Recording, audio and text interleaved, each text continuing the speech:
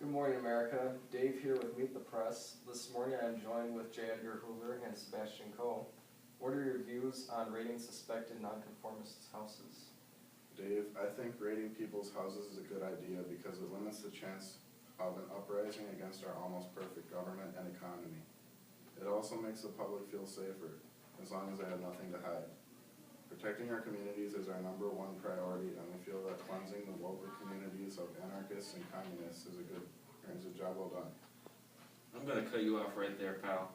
Raiding people's houses does not make a community feel safe.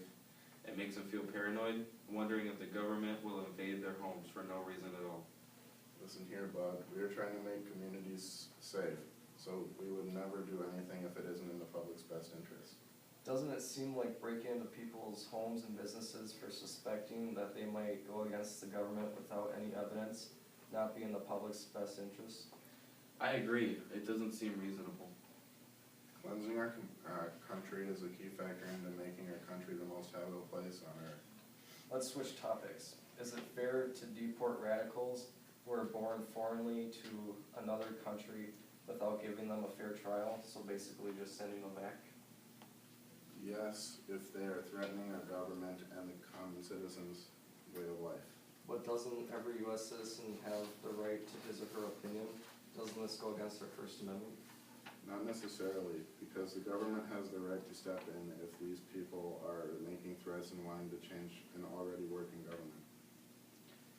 I think it could go both ways, but I am going to have to disagree with Mr. Hoover here, mainly because it is taking the rights away.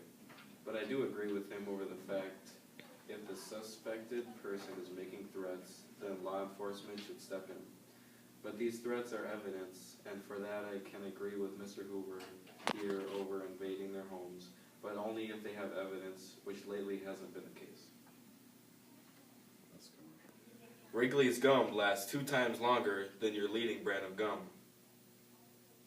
And we're back with J. Edgar Hoover, the first director of the FBI. Alongside him is Mr. Sebastian Coe.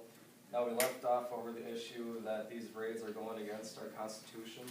But now for our last question, why have you, Mr. Hoover, who is working with Mr. Palmer, not come up with any evidence for yours and Mr. Palmer's raids on buildings with the help of your agents? We have been looking very hard. I know Mr. Palmer is trying to find evidence over conspiracies, and he is even talking about running for president. But U.S. citizens are starting to think that he doesn't know what he is talking about.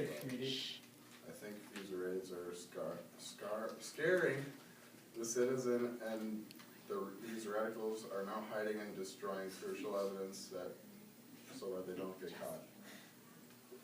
I think you are right about that, Mr. Hoover. But it isn't a fact that you and Mr. Palmer know that there is evidence out there, and the American people are starting to think you both don't know what you're doing. That's all the time we got. Make sure you catch us next Thursday. Thanks for joining us.